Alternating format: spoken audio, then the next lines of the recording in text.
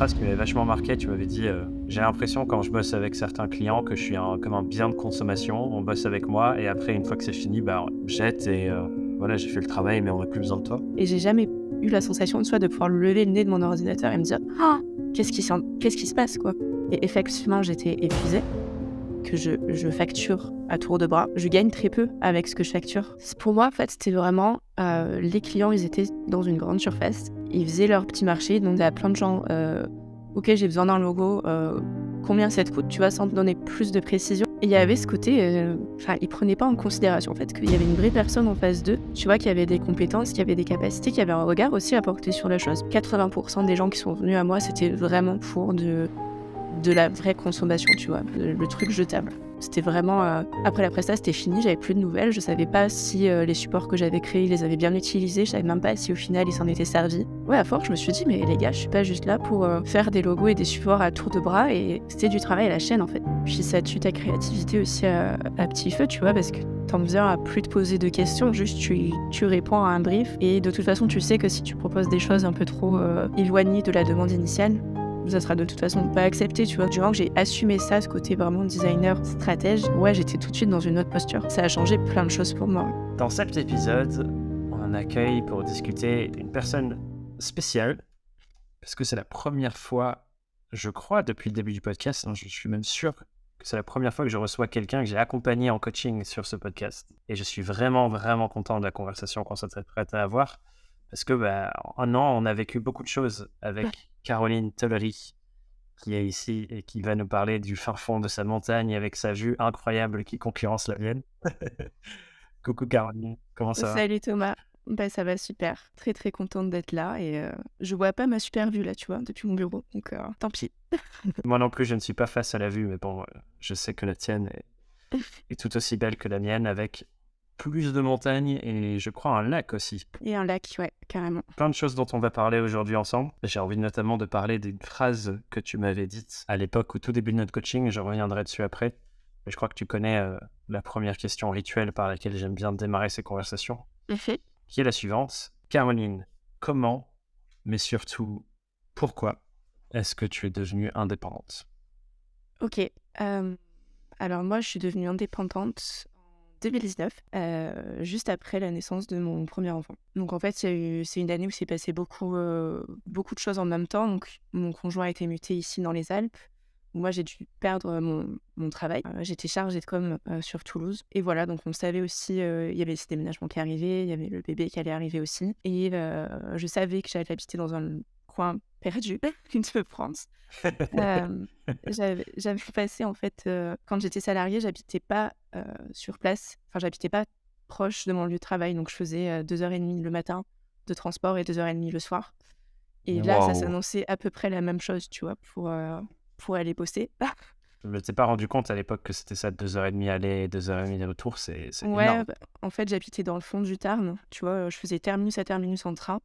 Donc, 1h30 de train. Et après, j'avais une demi-heure de bus Waouh! pour y aller. Ouais. Ok.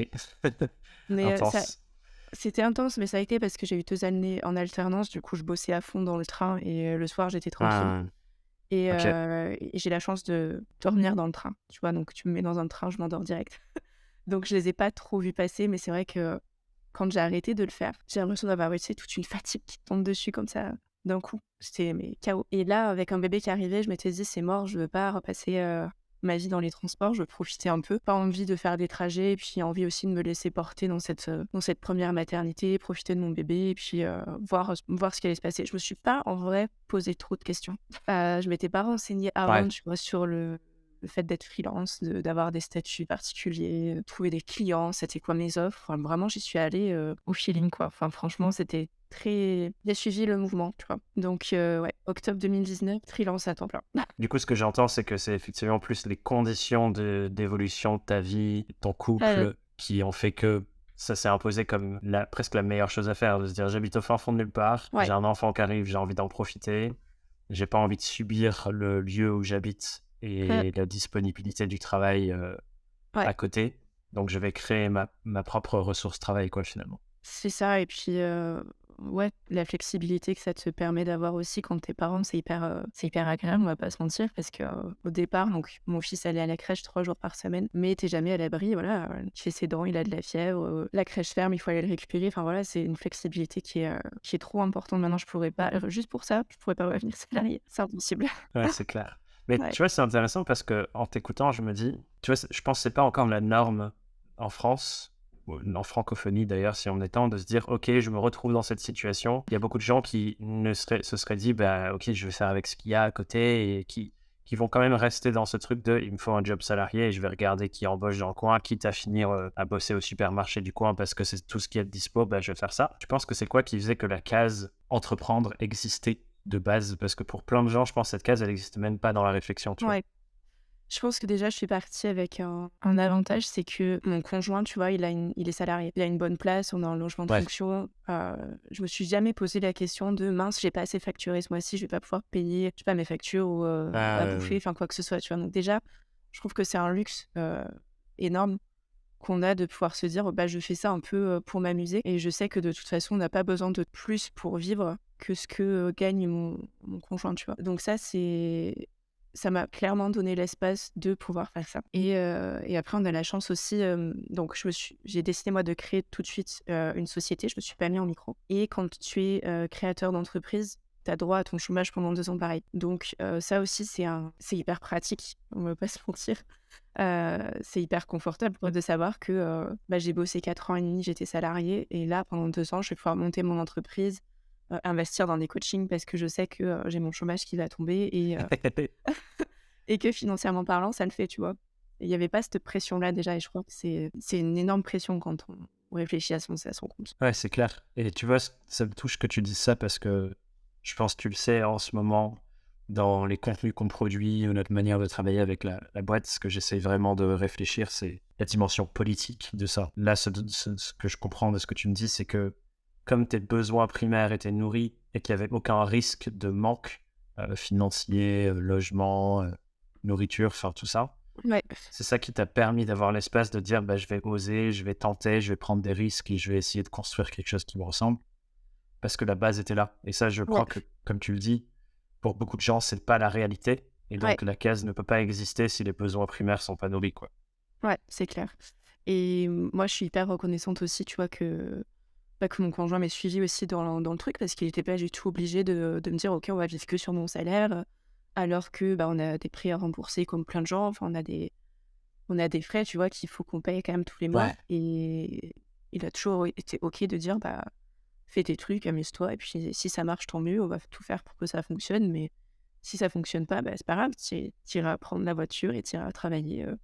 Et j'étais prête à le faire. Tu vois, je me suis vraiment laissée porter. Et puis, j'ai eu la chance aussi d'avoir un employeur qui a compris aussi la situation et qui m'a fourni du travail en freelance de la fin de mon congé mat, donc de début octobre, jusqu'à peu près janvier, février l'année d'après. Donc j'étais occupée, tu vois, j'avais des choses à faire. C'était des gens que je connaissais, mais pas en tant que prestataire. Donc ça t'entraîne aussi, Ouais. tu vois, à gérer une relation client, à voir qu'est-ce qui fonctionne pas. Et à te dire, bah, Ouais, j'ai un aussi. nouveau-né d'1 mois et demi, je vais pas me galérer à trouver des clients, je fais avec ce qu'il y a. Et c'est un sujet que je maîtrisais de toute façon. Donc Ouais. c'était une chance aussi. Ouais. C'est clair que je m'arrête une seconde dessus pour les gens Mmh. qui nous écoutent, qui se sont pas encore lancés parce que je pense que c'est une super bonne démarche. C'est de se dire, bah, si on quitte un emploi pour se lancer, une bonne pratique, c'est de voir comment je continue de délivrer le travail que je faisais avant, Ouais, juste dans un changement de statut. Et ça donne cette continuité de je me retrouve pas seul à ouvrir mon ordinateur et me dire merde, maintenant ouais, qu'est-ce que je fais? J'ai plus rien, faut que je recrée tout. C'est pas facile cette situation-là et je l'ai vécu moi-même le moment ouais, où tu ouvres l'ordi et tu te mets devant en mode ok, je sais pas quoi faire. ouais, Qu'est-ce que j'ai branlé? Et je pense que ça, c'est une super pratique, ouais, de voir ouais, comment je fais pour continuer ce que je faisais avant et payer en facture plutôt que payer en salaire. c'est ça. Et puis moi, je sais que ma chef de l'époque était hyper ouverte à ça. Je savais déjà quand j'étais salariée qu'elle voulait monter une petite équipe de freelance auprès desquels on Super. pourrait, tu vois, déléguer plein de sujets.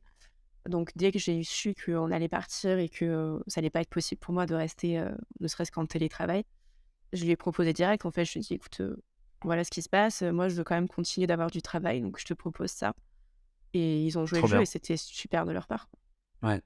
Bah, la démarche proactive, je pense, a beaucoup joué du coup, là où et ça, c'est un autre truc qui est important à mon sens à mentionner, c'est je pense souvent on peut avoir ce shift parce qu'on y est super bien entraîné avec l'école et le salariat de je suis en posture d'attente. Ouais, J'attends qu'on me donne des choses à faire et qu'on me dise quoi faire et qu'on du coup, quand tu es freelance, vienne me chercher. Là où là, ce que tu dis, c'est que direct, tu as la posture proactive de OK, heu, je sais que je pars, je sais qu'il y a des choses qu'elle est en train d'essayer de vouloir faire, ma supérieure. ouais, Comment je peux l'aider à faire ça et je vais proposer quoi. Et ça, je trouve, enfin, je pense que tu t'en rends compte en ouais, étant compte que c'est un shift important c'est clair. à faire. Ouais et puis je pense que c'est important aussi, tu vois, ça faisait 4 ans et demi que je bossais là.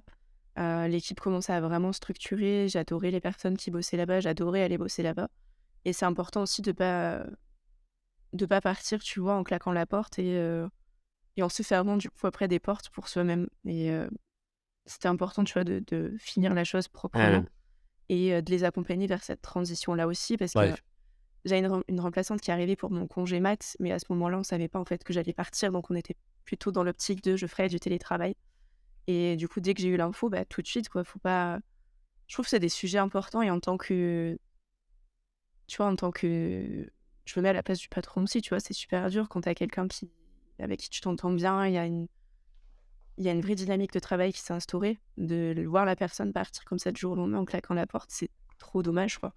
Donc vraiment être dans une posture c'est où tu te clair. dis: «Je vais faire les choses bien, je vais accompagner ça» et ils avaient des projets à me donner, tant mieux, tu vois? Ils en auraient pas eu, bah, j'aurais pas eu de remords non plus parce que j'aurais fait les choses, bien, quoi. Ouais, de ouf, de Mmh. ouf. Du coup, j'entends, les sortes de 3 grands ingrédients qui t'ont accompagné dans le fait d'oser démarrer cette aventure. C'est le fait d'avoir l'espace nécessaire et que tu étais pas dans un besoin Ouais, pressant et du coup, il y avait la liberté d'oser et tester. Donc un entourage, enfin, un système qui te permettait de le faire et là, ouais, je pense que c'est toute la dimension politique qui est hyper importante, ouais, où, bah, l'État, le gouvernement doit permettre d'avoir cet espace et que les besoins primaires de tout le monde soient remplis. ouais, J'entends aussi qu'il y avait l'ingrédient de l'entourage, avoir un entourage soutenant qui, bah, ouais, qui est là avec nous pour y aller et qui n'y va pas à reculons. Je pense que ça fait une énorme différence ouais. et je pense toi comme moi, on voit beaucoup de gens pour qui c'est pas la norme dans leur Mmh. vie, malheureusement et ça change vraiment tout. Et ensuite le troisième, comme tu mentionnais, la continuité avec, l'expérience professionnelle d'avant, où, ton job se transforme en mission et clairement, je pense que ces 3 choses, ça aide beaucoup à se dire, «OK, j'y vais, je teste, je fais mes premières armes et je me lance dans l'arène». Ouais et puis, moi aussi, ma mère a toujours été un peu à son compte, tu vois? Elle a toujours eu un commerce. Donc je pense que j'ai vu ça aussi, tu vois? Le côté, Ouais, ouais, bah, juste on y va et puis, ça permet d'être flexible et en vrai ça t'apprend aussi beaucoup de choses donc moi je suis vraiment allée, comme ça, quoi.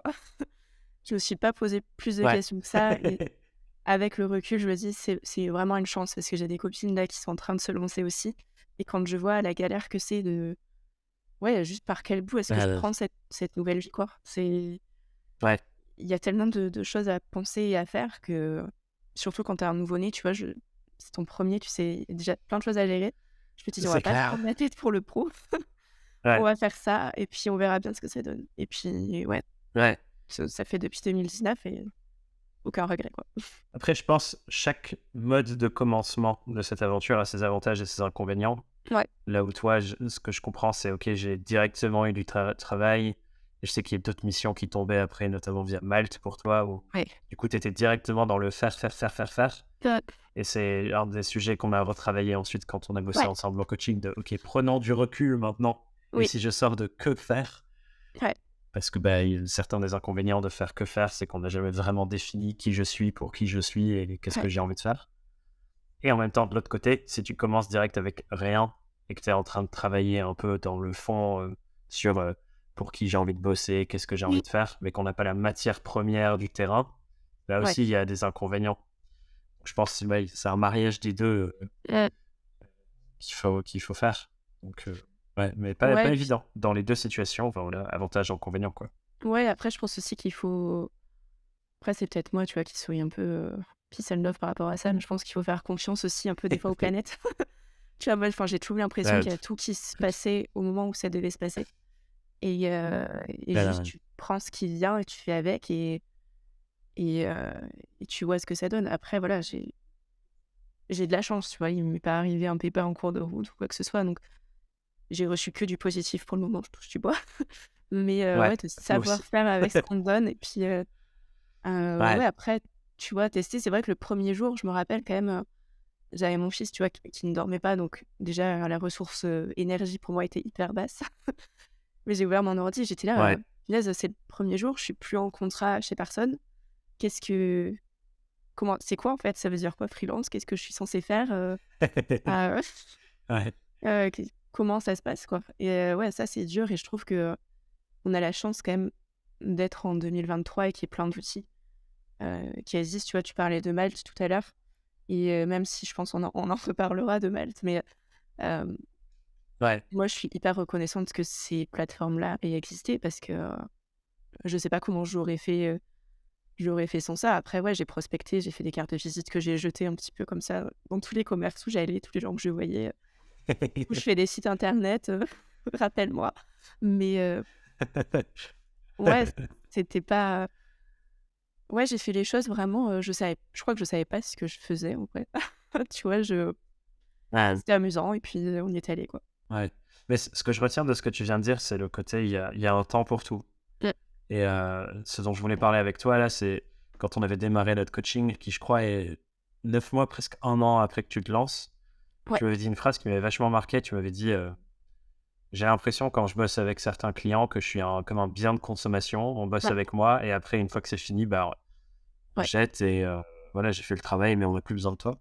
Je ouais. pense que t'es vraiment pas la seule à vivre ça dans ton Mmh. aventure freelance.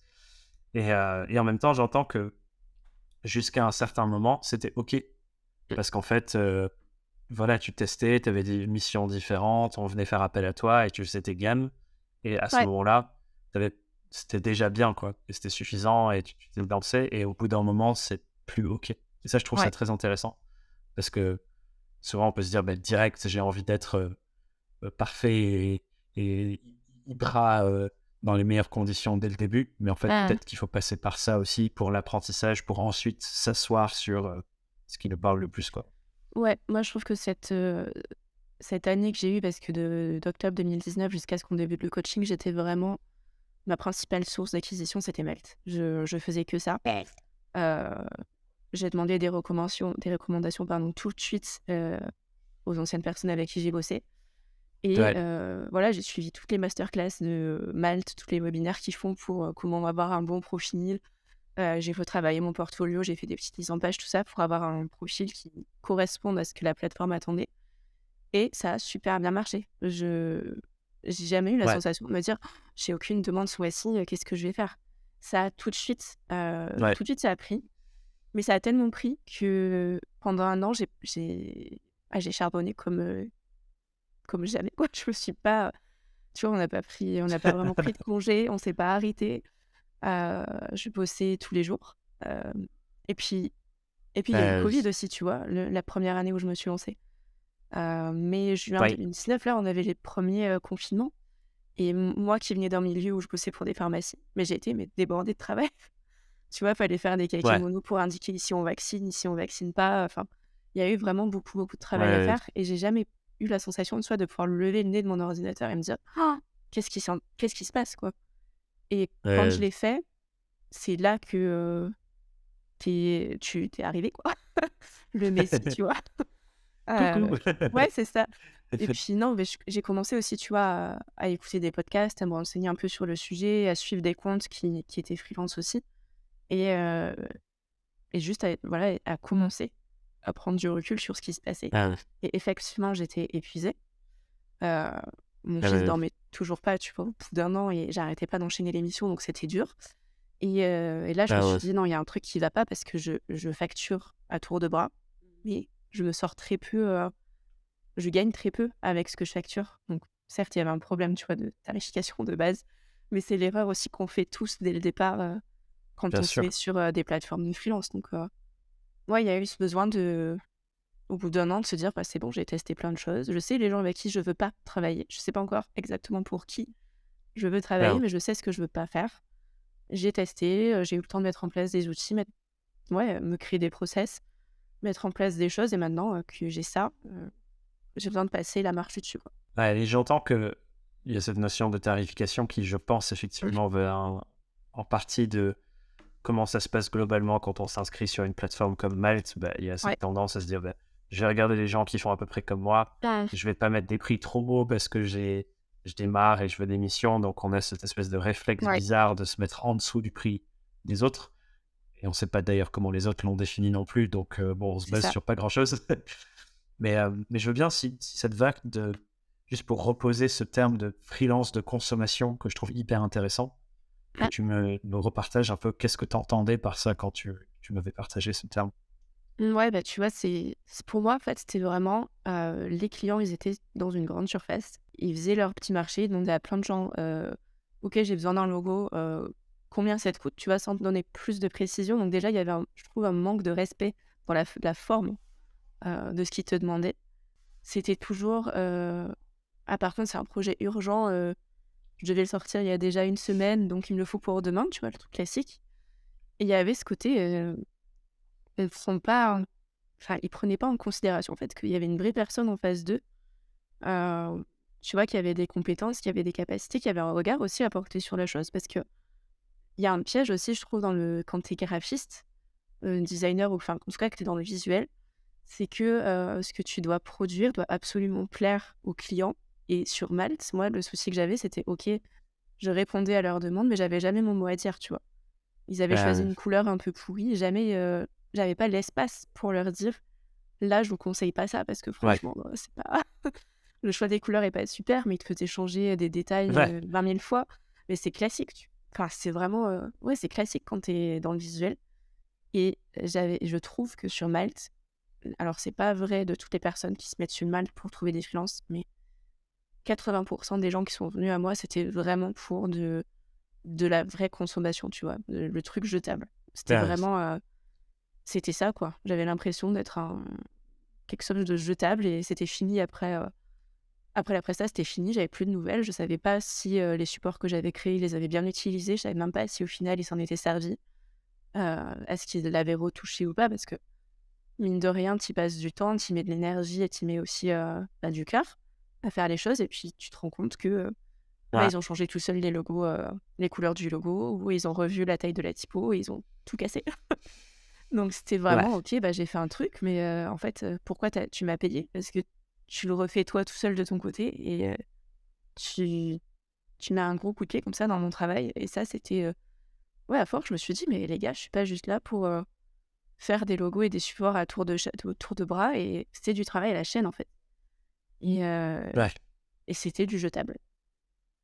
ouais, Concrètement, ouais, c'est ça ouais, que je voyais derrière ça. ouais. Ce que j'entends, c'est cette tension.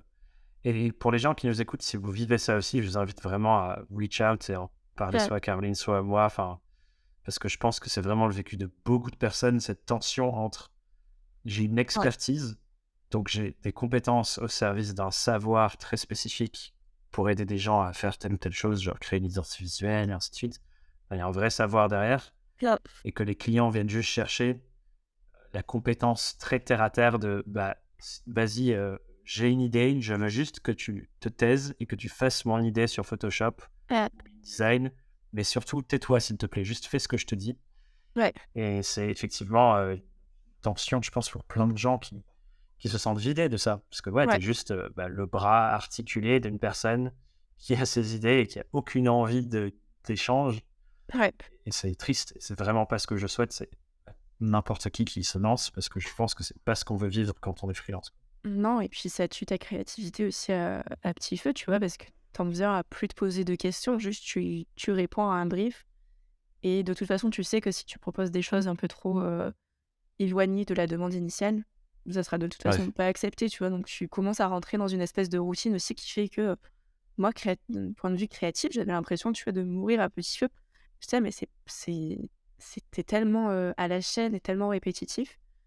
Et puis, bah, ouais, je m'y retrouvais plus du tout et puis il y avait ce côté aussi, positionnement, tu vois, qu'il fallait trouver. On a passé du temps à essayer de redéfinir ce que j'étais et ouais, ce que j'avais envie de partager Moi, il y a quelque chose que tu m'avais dit à l'époque et qui m'avait vraiment marqué. Je te partageais le fait que je me sentais designer, mais il y avait ce côté un peu stratège, tu vois. Vraiment, la stratégie, pour moi, Ah, c'était hyper important. Et encore aujourd'hui, tu vois, j'essaye de faire en sorte qu'on travaille la forme des projets, mais aussi le fond, parce que l'un et ouais, l'autre sont complémentaires et se nourrissent. Et je t'avais dit, mais ça, en fait, quand tu es designer, pour moi, c'est la base, en fait. Cette stratégie-là, tout le ouais, monde l'a fait. Tu es obligé de la faire, sinon tu peux pas y arriver. Et tu m'avais dit, ouais, mais il y a une différence entre le faire, parce que c'est une habitude, et l'assumer et le dire, tu vois. Et ça, du moment que tu ouais, assumes aussi, du moment que j'ai assumé ça, ce côté vraiment designer stratège, ouais, j'étais tout de suite dans une autre posture. Et ouais, ça a changé plein de choses pour moi, ouais. Donc, de se ouais, ouais, poser les bonnes questions. ouais, grave, grave. J'allais commencer à demander à ton sens ce qui t'a aidé à sortir de ça, mais je pense que ce premier point de Ouais. posture est hyper important parce que Mmh, tu peux être sur Malte, tu peux recevoir des demandes de mmh, Malte de personnes qui veulent que tu sois juste le bras articulé qui fait les tâches qu'ils veulent que tu fasses. Et en fonction de ta posture, de comment tu reçois ça, ça change tout. ouais. Soit tu es en mode le client est roi, je vais faire tout ce qu'il dit et tu te replies, ce qui est, je pense, le cas pour beaucoup, beaucoup trop de gens sur Malte, Ouais, malheureusement, par habitude, parce que c'est à ça qu'on nous entraîne aussi. On nous entraîne pour être des bons petits soldats qui exécutent les désirs de la personne qui nous paye. Mais à mon sens, on a un devoir pédagogique, on a un ouais, devoir, comme tu dis, d'aller plus loin. Et là, dans la posture, ça change tout. Parce que tu peux aussi recevoir cette demande et dire ben, j'entends que vous avez besoin de ça. En revanche, dans ma méthode de travail mmh, et comment moi je travaille, pour avoir les meilleurs résultats pour mes clients, on passe par ça, puis ça, puis ça, puis ça. Si vous ne voulez pas faire tout ça, bah, c'est ouais, très bien, mais ce ne sera pas avec moi, quoi. ouais. Et puis, il faut pas avoir peur de le dire aussi parce que je pense que des fois, on se dit: «Mince, si je présente ça, c'est plus long que les délais que le client Ouais, m'impose. Est-ce que derrière, je vais avoir d'autres demandes?» Parce qu'il y a ce côté engrenage aussi. Plus tu fais de missions sur le mat, plus tu gagnes des points et mieux tu es mis ouais, en avant par l'algorithme aussi. Donc, je dis juste, si je refuse ou si le client refuse cette mission-là avec moi, est-ce que ça va pas dégringoler derrière aussi? Et pour moi, Malte, il faut enfin même, ouais, toutes les plateformes, hein, il faut vraiment le voir comme c'est un canal d'acquisition à part entière. C'est pas, il faut ouais, pas mettre tous ses efforts là-dessus, mais il faut vraiment le voir, comme si, tu avais une stratégie de création de contenu, je sais pas moi, pour LinkedIn ou que tu faisais du Google Ads ou peu importe, tu vois? Mais il faut le voir comme comme si ça faisait partie d'un écosystème. C'est bien d'y passer du ouais, temps et c'est bien d'être présent, mais il faut pas avoir peur de dire non aussi à certains projets et de se dire: «C'est pas grave, si je perds 2 clients Malte, ma vie va pas ouais. s'arrêter, quoi». Il y a plein de Ouais, façons de rencontrer les gens. ouais. Ouais, ce que j'entends là-dedans, et je pense que c'est le cas avec beaucoup de choses, c'est que le risque, c'est la dépendance finalement. Si la seule manière dont je peux travailler, c'est avoir des gens via Malte, bah, je vais tout faire pour abonder en ce sens. Et bah, parfois, ça veut dire nuire à mes propres conditions, baisser mes tarifs alors qu'en vrai, c'est pas du tout rentable de le faire. Enfin voilà, aller à son propre rencontre Ouais, juste pour nourrir Malte, la machine. Et je pense que c'est vraiment pas le but. ouais, c'est ça et puis il y a une part de kiff aussi dans le travail qui est quand même importante et s'il y a plus du tout de plaisir dans ce que tu fais parce que, tu enchaînes les projets à la chaîne et tu pas le temps de prendre du recul ou ne serait-ce que des vacances, tu vois, pour te reposer, le Ouais, kiff, il y est plus et s'il y a pas de plaisir dans ce que tu fais, ça va mourir, quoi. C'est bah, normal. du coup, dans les choses ce dont je voulais parler avec toi, c'est cette discussion de, OK, pour toutes les personnes qui se sentent potentiellement dans cette case freelance de consommation et qui veulent en sortir, Ah, c'est quoi les étapes, c'est quoi les ingrédients? Ce que j'entends là, qu'on a mentionné pour l'instant, c'est cette posture, du coup, de, bah, en fait, prendre un peu en graine. Je suis quelqu'un de professionnel, j'ai une méthode, j'ai un savoir-faire et je vais l'assumer. Tu alors, parlais de positionnement aussi, et c'est effectivement un sujet je pense que ouais, c'était presque la moitié ouais, de notre accompagnement, on était à fond là-dessus, ouais. sur tous les éléments de trouver ce positionnement. Est-ce que tu peux nous en dire un peu plus sur cette phase-là de ton travail et ce que ça a changé pour toi? Sur la phase positionnement, tu veux dire? Ouais, qu'est-ce que ça t'a apporté? Déjà toute la démarche qu'il y a derrière. Et une Bah, fois que tu as trouvé ce positionnement que tu assumes maintenant de designer stratège et tout ce qu'il y a derrière, ton sens, c'est quoi la valeur que ça t'apporte, tu vois, pour ouais, sortir de freelance de consommation? je pense que le vrai truc, c'est que ça t'apporte à toi de la valeur, déjà. tu vois, t'es fier de... Ah, C'est quand même dur, tu vois, de trouver un positionnement et de définir des offres et de trouver le ton avec lequel tu as envie de communiquer. Donc déjà, je trouve que tu te prends au sérieux quand tu définis ça. Et certes, il faut qu'il y ait du ouais. plaisir dans ce que tu fais, mais se prendre au sérieux, c'est important. Et, euh, et du coup, en te prenant au sérieux, bah, je trouve que les choses, elles s'enchaînent. Du coup, petit à petit, tu vois, tu commences par, bah, ok, je sais ce que je veux plus faire, donc ces projets-là, je les mets de côté. J'en parlerai même pas, tu vois, dans mon portfolio, parce que bah, je sais que c'est pas ça que j'ai envie de transmettre, de communiquer. Donc déjà, faire Ouais. le tri sur ce qui te plaît pas, ce que tu as envie de Ah, continuer ou pas. C'est quoi tes process actuels? Comment ça se passe une mission avec toi? C'est quoi le début? Qu'est-ce qui se passe au milieu? C'est quoi la fin? Comment tu célèbres une fin de mission? Est-ce que tu le fais déjà? Hem Et puis après, une fois que tu as un petit peu cette frise, tu vois, frise chronologique d'une mission avec toi, de te dire: «OK, bah, ça, c'est ma façon de travailler et je vais en faire un vrai outil». Et au tout début, enfin au tout début, non, je pense à la moitié du coup du coaching quand on avait mis en place un petit peu tout ça, j'avais fait, beh, c'est toujours aussi sur mon site, c'est les petits croquis de, comment ça ouais. se passe au début, parce que et c'était la façon la plus simple pour moi aussi de le communiquer, donc trouver comment tu veux communiquer ce que tu fais, c'est Ah, important. Et au final, ce petit croquis-là qui paye pas de enfin moi je l'ai fait en 10 minutes, hein, bah, j'ai tout le temps des gens qui me disent: «Ah mais c'est trop bien, c'est super, c'est hyper clair, on comprend tout de suite ce que tu fais, comment tu le fais». Je dis: «Bah OK». ah, Du coup, ça tu moins d'efforts à produire, tu vois, pour expliquer comment tu travailles, ce que tu fais, et tu gagnes du temps, tu gagnes de la sérénité, et puis tu as envie du coup de pousser un peu plus loin. OK, maintenant j'ai mon positionnement, next step quoi. Qu'est-ce que je fais? ouais. Est-ce que je vais créer du contenu, faire une chaîne YouTube? Il y a plein de choses en vrai qui sont possibles, et moi d'avoir Ouais. trouvé ce positionnement-là, ça me ouais, tu un fil conducteur que tu suis, et ça veut pas dire que de temps en temps tu vas pas t'écarter de ce chemin-là, mais t'es au clair, tu vois, tu droit dans tes bottes et tu au clair sur ce que tu es et sur ce que tu veux apporter aussi, quoi. Ouais. Et ce que j'entends, juste pour reclarifier pour les gens qui nous écoutent, quand on parle de Ouais. positionnement, ce dont on parle, c'est quelle est ma manière spécifique de répondre à quel problème spécifique? Ouais. Et trouver ce point de rencontre entre pour qui je suis et comment je suis pour ces personnes. Dans ma méthode de travail dont tu as mentionné, et c'est un exercice fascinant, je trouve, de Ouais. poser, OK, si on bosse avec moi, avec tous les moyens que j'aimerais y mettre du début à la fin, c'est quoi toutes les étapes par lesquelles je passe? Et il y a des éléments de cette méthodologie qui nous démarquent complètement et qui deviennent des choses qu'on peut Ouais, rendre uniques et appuyer dans notre marketing, comme tu le mentionnais. c'est ça. Et, euh, et c'est vrai que, quelque part, ce que j'entends dans ce que tu me dis, c'est que c'est aussi beaucoup un travail de connaissance de soi.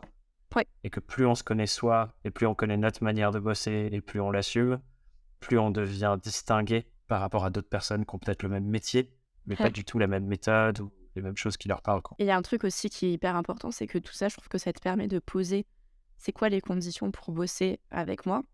Tu Euh, vois, qu'est-ce que le client vient chercher aussi, mais c'est bien de faire l'exercice inverse et de se dire c'est quoi les c'est, conditions pour que moi je vienne bosser avec ce client? Qu'est-ce que j'attends de la part du client? Tu vois, euh, est-ce que j'ai des choses qu'il doit faire absolument? Est-ce qu'il a une posture à avoir? Moi, je sais que le côté, projet passion pour mon client, si le projet est pas assez vivant chez lui, s'il a pas, tu vois, ce petit côté, plein d'énergie, il y a une petite flamme, en lui par rapport à son projet, bah, ouais, j'irai pas, quoi. Enfin, ou j'irai, mais à reculons, et c'est pas euh, du tout une bonne, c'est pas une bonne idée.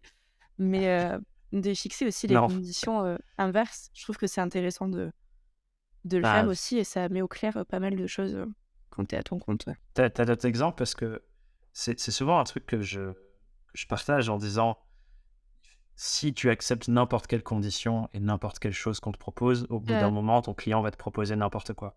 Ouais, Genre souvent avec cette blague de ah bah du coup Caroline, si t'as fait ça et ça et ça, tu peux venir déplacer mon frigo pour le déménagement de la semaine prochaine. ouais, Et je vois plein de gens pour qui c'est presque ça, tu vois, c'est ah bah t'as fait le truc, t'as fait ça, tu sais pas faire ça aussi, vas-y, on te paye et tu fais ça vite fait. ouais, Et du coup, je trouve cette question des conditions, elle est vachement importante. Tu mets quoi dans ce lot, tu vois? Genre j'entends, OK, il faut que la personne soit passionnée. Il y a ouais, d'autres choses? ouais, il faut qu'elle soit passionnée, il faut qu'elle soit prête à investir et de l'argent et du temps dans la mission, parce que Moi, je suis pas du tout en mode, je fais le travail toute seule dans mon coin et je livre le truc et c'est fini. Moi, j'ai besoin que la Ah, personne en face, elle soit investie, tu vois? On fait le plus de rendez-vous possible, on échange, on se fait des petits messages, sur WhatsApp et tout, parce que j'ai ah, besoin de cette disponibilité-là. Je sais pas faire autrement, en fait.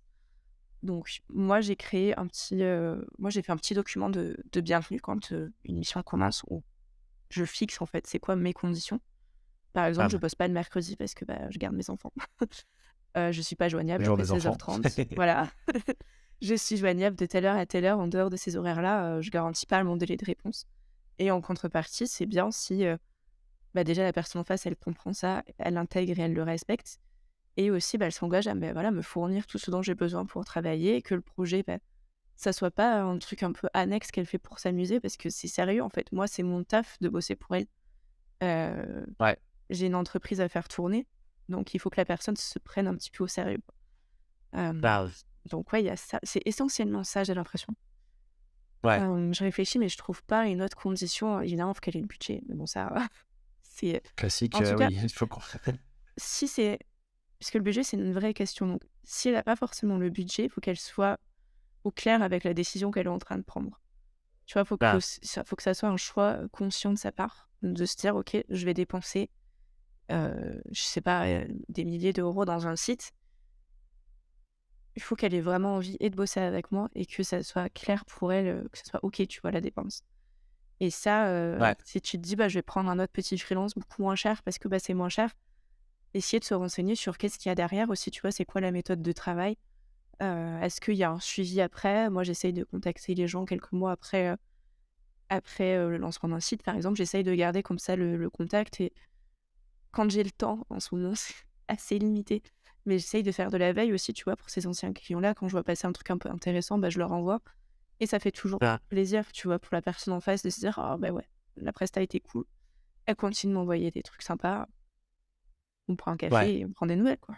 ouais, grave. Et ça, je pense, c'est un vrai enseignement pour toutes les personnes qui peuvent avoir l'impression de subir ce truc de freelance de Ouais, consommation. C'est que souvent, quand on est dans cette situation, je pense qu'il y a un biais de moins cher, c'est mieux. ouais, Et que ce que la personne en face, du côté client, recherche tout le temps, c'est moins cher, moins cher, moins cher. Mais en fait, le moins cher, ça a un prix aussi. ouais, Et je trouve que là, tu le mentionnes très bien, c'est de se dire, un prix, il y a toujours des choses derrière. Il y a la méthode de travail, il y a à quel point je vais loin dans ce que je fournis ou pas, dans le soutien ou ah, pas, dans le nombre d'allers-retours ou pas, dans l'individualisation ou pas. Et je ouais, pense que c'est un truc pédagogique très important aussi, et ouais, quelque part notre rôle en tant que professionnel, certes indépendant mais professionnel, d'éduquer les personnes qui cherchent à travailler avec nous aussi en disant bah, moi, voici comment je travaille. Mon tarif, il sous-entend donc derrière qu'il se passe toutes ces choses-là.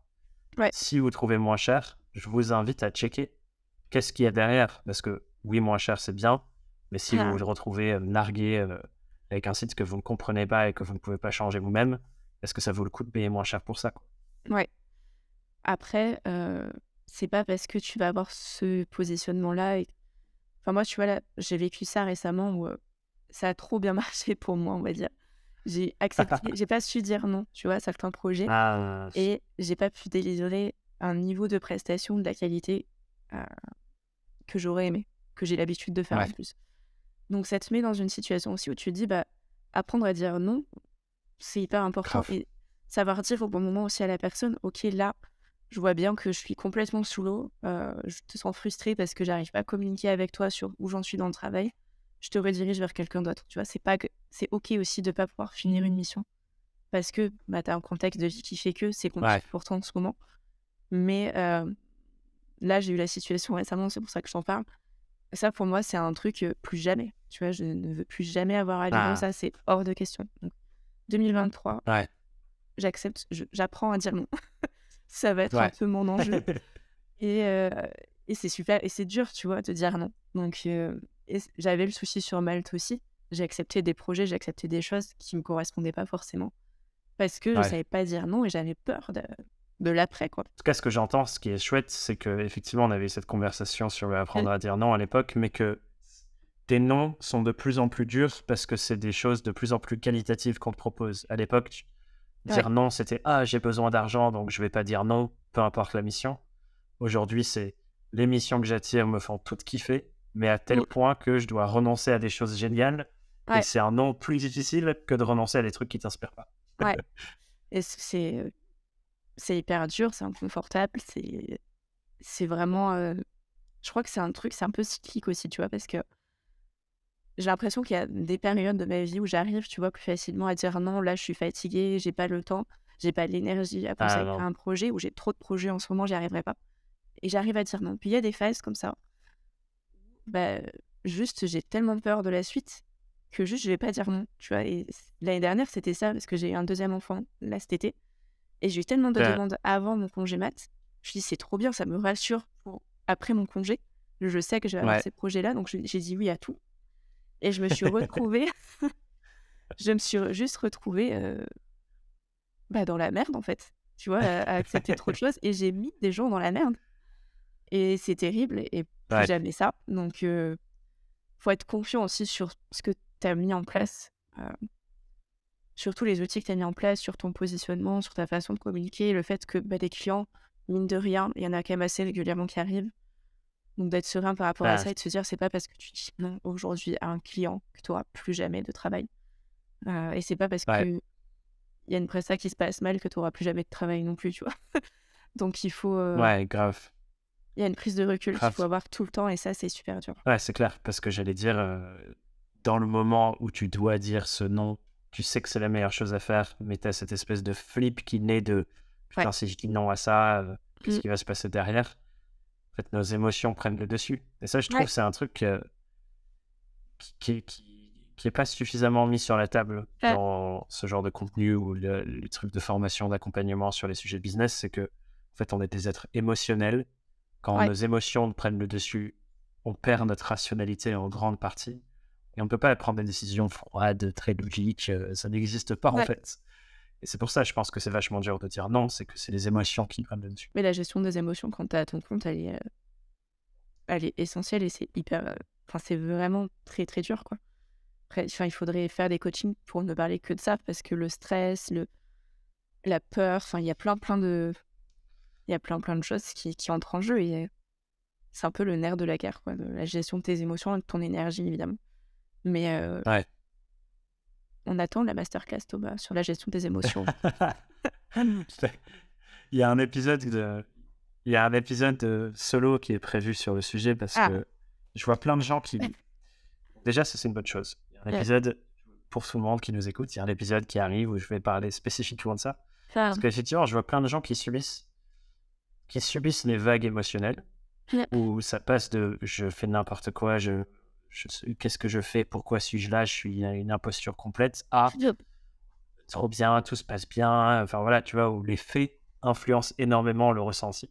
ouais, Et où dès qu'il y a une vague de doute, ça veut dire que c'est la fin, et ainsi de suite.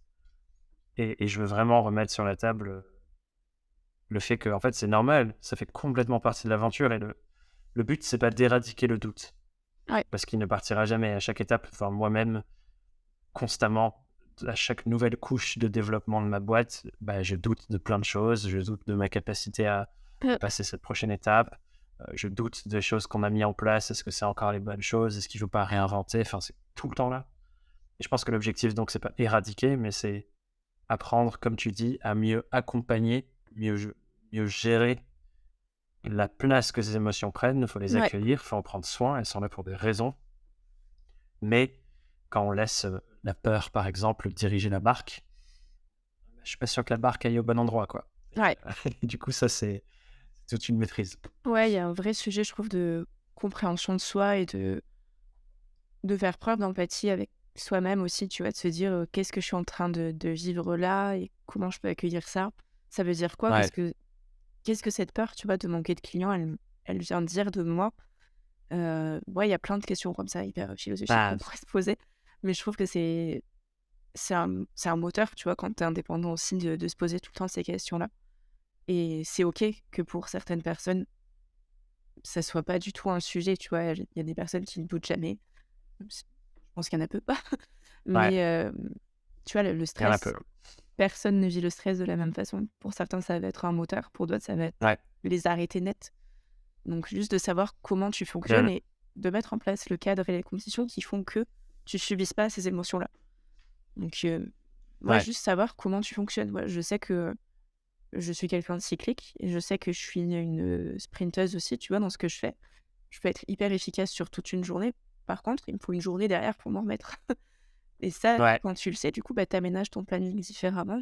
Tu essayes de te respecter, en fait, tout simplement. Et ça, je pense, c'est un autre critère dans ce passage de quitter le mode freelance de consommation. Ouais, C'est designer ta manière de travailler pour qu'elle soit à ton service plutôt que de la subir. ouais, Là où, tu vois, j'ai l'impression, au tout début, tu subissais vachement toutes les demandes de Miles, tu subissais le rythme imposé par le client, les ouais, deadlines que tu choisissais pas. Et qu'un des gros shifts, c'est en fait, voilà, moi je suis aux commandes, ouais. les gens peuvent rentrer dans ce cadre-là, comme on disait, sur les conditions idéales, et j'organise mon temps d'une manière qui m'empouvoir à créer les meilleurs résultats. Ouais.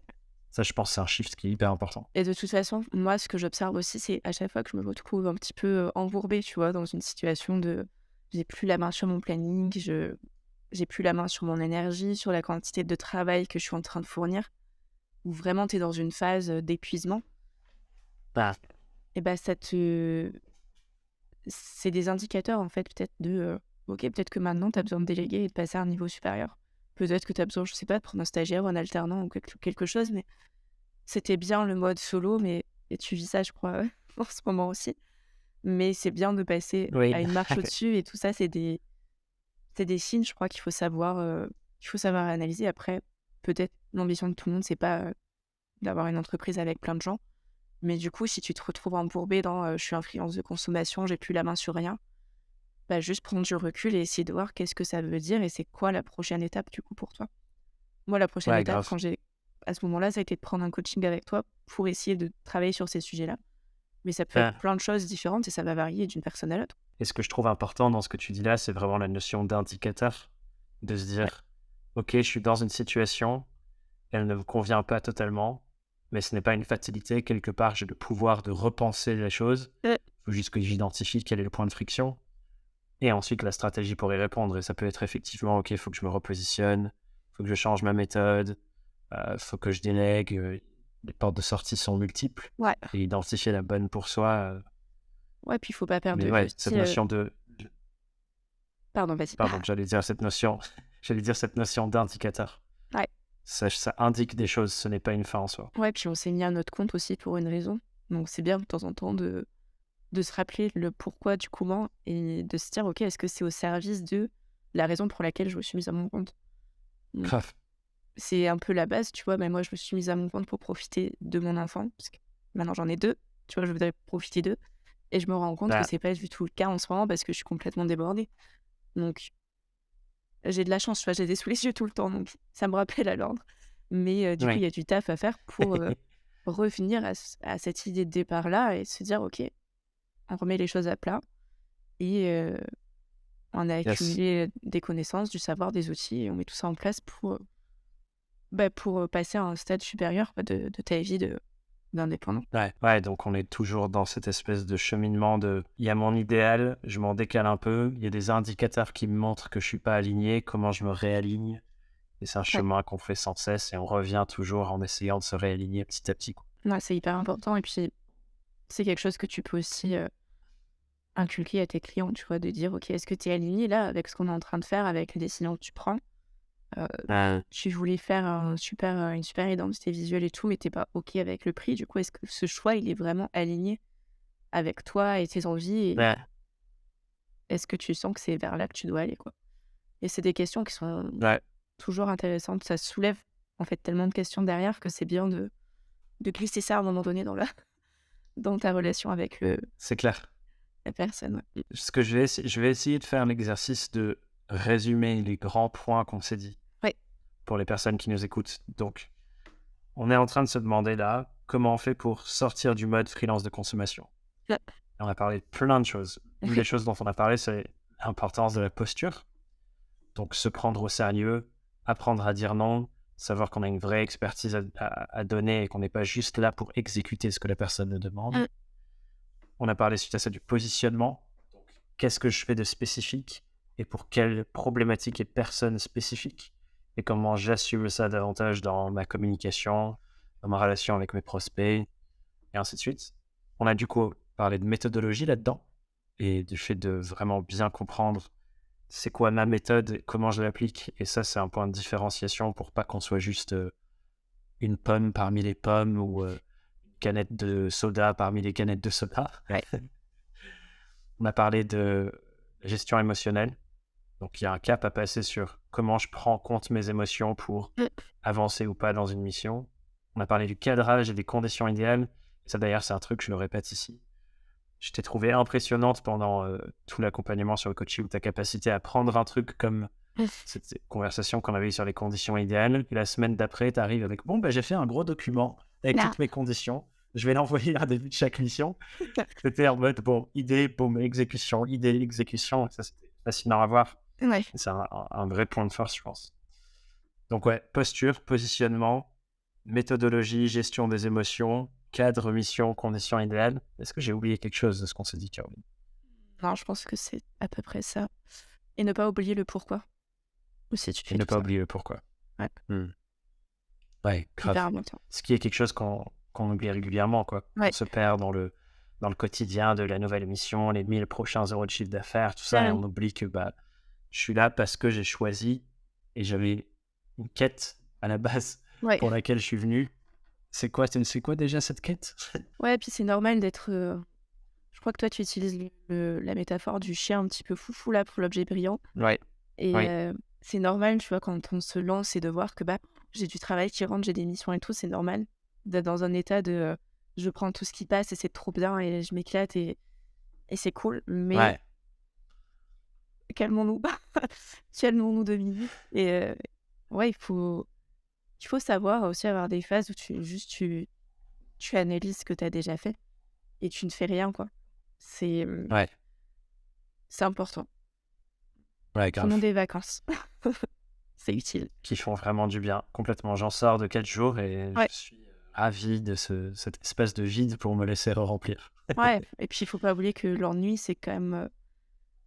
faut qu'on se sorte de la tête que s'ennuyer, c'est nul et c'est péjoratif, tu vois. C'est hyper...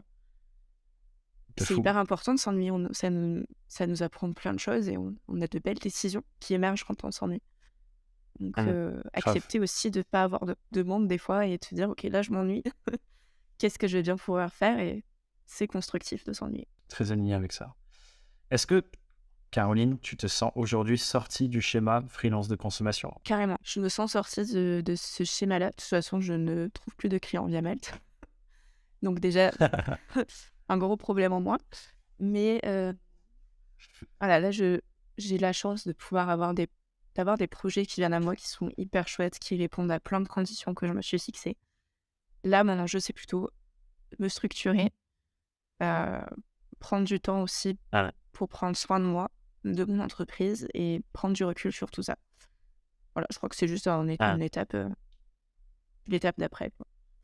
Mais ouais, je me sens sortie de ce schéma de freelance de consommation et ça, c'est incroyable. Trop bien, je suis ravi. Et je souhaite aussi ça à toutes les personnes qui nous écoutent, qui se sont peut-être senties concernées par ce qu'on disait. Ce que je te propose, c'est qu'on arrive sur les petites questions rituelles de fin d'épisode. Il y en a 5. Est-ce que ça te va qu'on démarre le processus? C'est parti. Cool. Trop bien.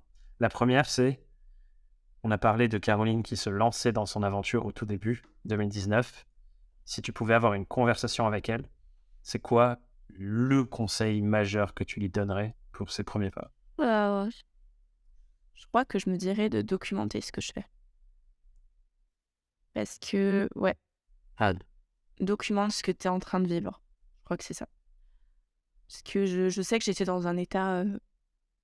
c'était cool, quoi. Tu vois, même si c'était difficile parce que les projets s'enchaînaient et tout. C'est une étape de la vie, mais j'aurais documenté tout ça. Tu vois, là, j'aurais de la matière pour faire du contenu qui pourrait aider d'autres personnes.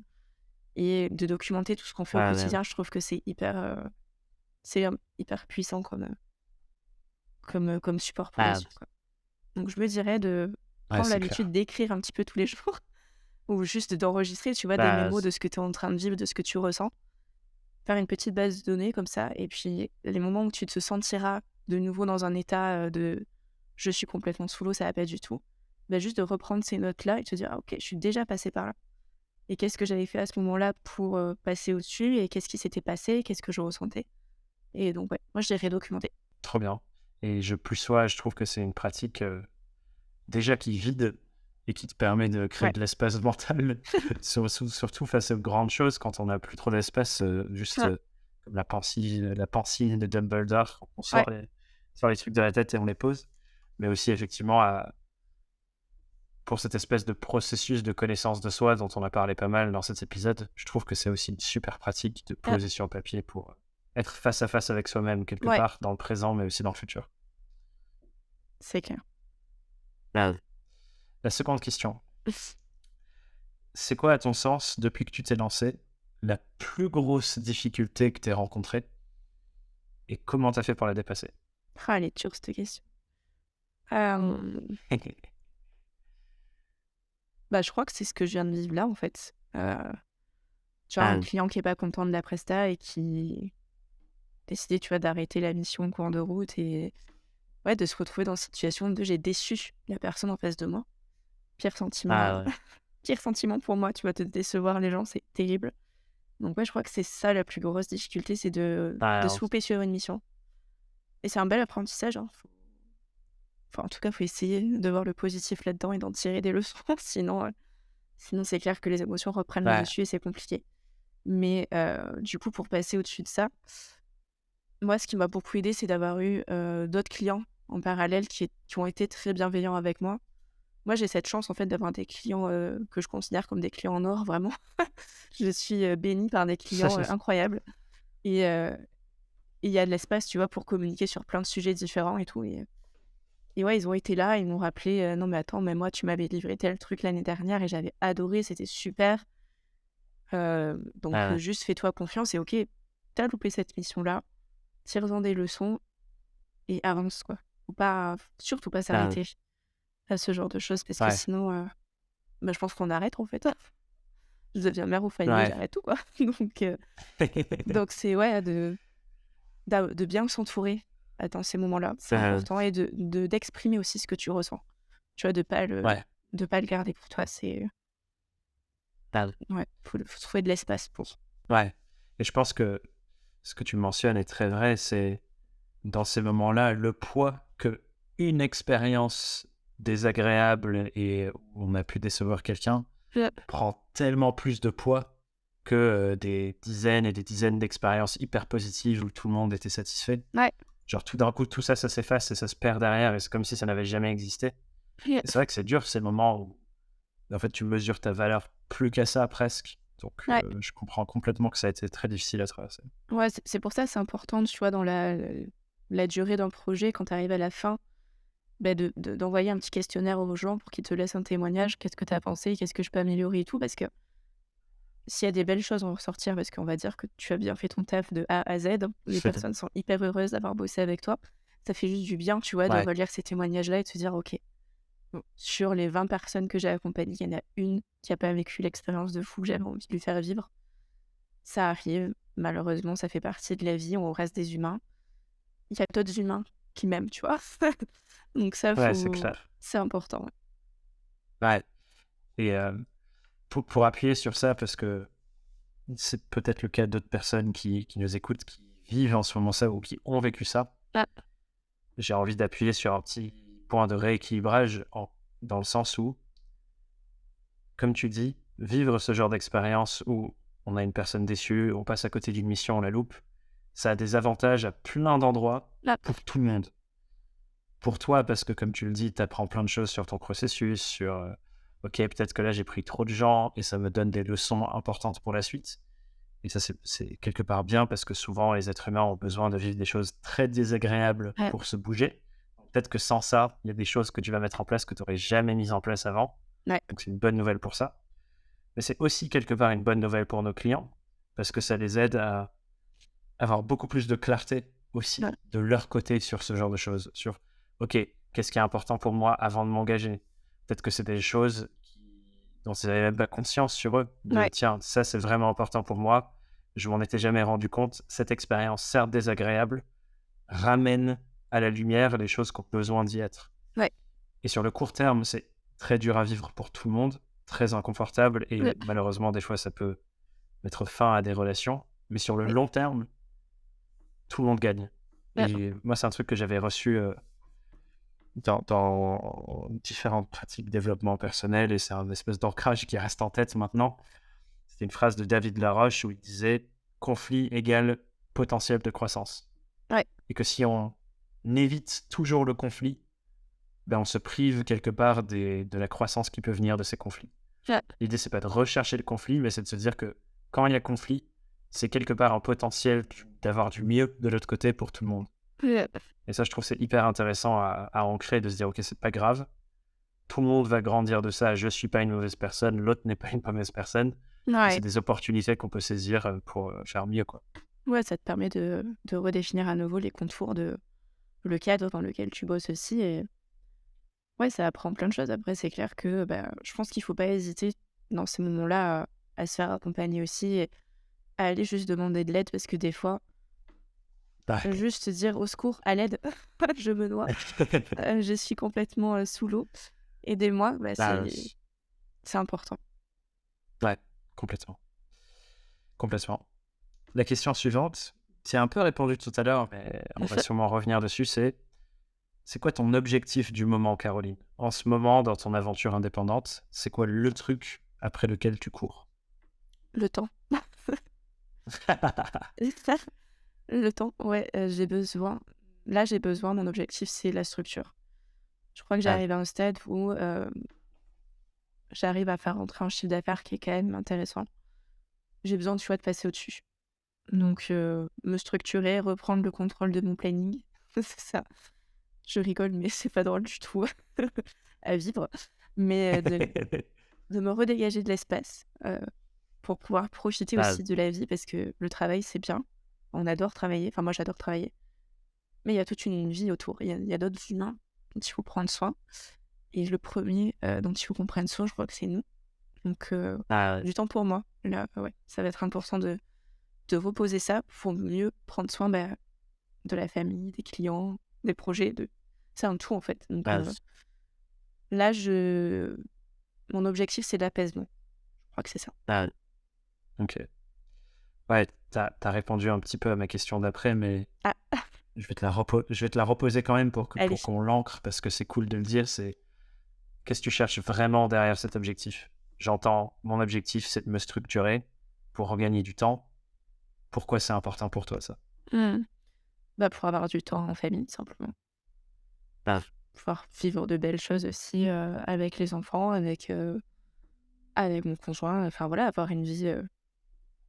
avoir la vie en fait qui me fait plaisir et s'il y a des semaines, ça me fait plaisir de bosser H24, bah, de le faire et s'il y en a d'autres ah, où j'ai envie de bosser que 2 jours par semaine et ben, de mettre en place ce qu'il faut pour que ça soit possible. ouais, Mais ouais, avoir du temps perso, c'est important. ouais. Oui, j'entends, on revient sur la raison même pour laquelle tu t'es lancé, finalement. Ouais, Trop bien. toujours. C'est- La dernière question de ce petit rituel de fin, c'est de se tourner vers les gens qui nous écoutent. J'aimerais savoir, Caroline, si tu as une question que tu aimerais poser à nos auditeurs, nos auditrices, pour qu'après cet épisode, elles prennent un temps pour réfléchir à leur activité, leur vie d'indépendant. C'est quoi la question que tu as envie de poser? Heu, je réfléchis un peu. Hem, Prends tout ton temps. je crois que cette question des conditions, elle est hyper importante en vrai. Donc, c'est Ah quoi ouais. les conditions pour bosser avec toi et qu'est-ce que tu attends aussi comme condition de la personne en face? Ah ouais. Ça, je crois que c'est important, ouais, de se la poser et je trouve qu'elle est moi, je trouve elle a changé quand même pas mal de choses, tu vois?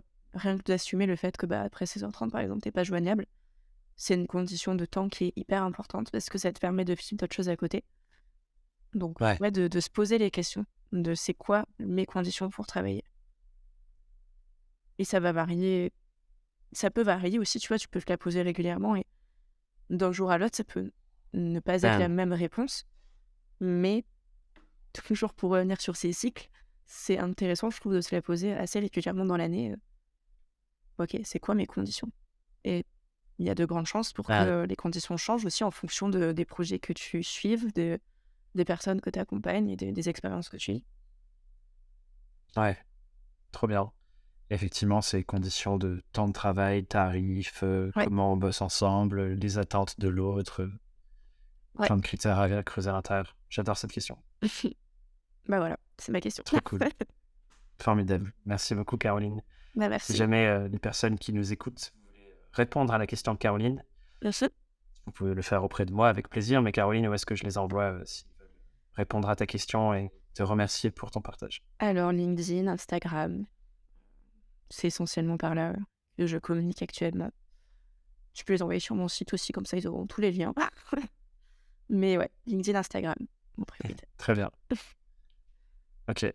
Donc c'est Caroline Tollery. Je mettrai les liens de toute façon, mais Caroline Tollery, Teulery sur les réseaux. Et Bonjour Caroline, ton site, c'est ça? Mon site, c'est Bonjour Caroline, et sur les réseaux, sur Instagram, c'est Bonjour Caro. Et Caroline Tollery sur LinkedIn. Très bien. Peut-être que j'uniformise un peu. Merci beaucoup.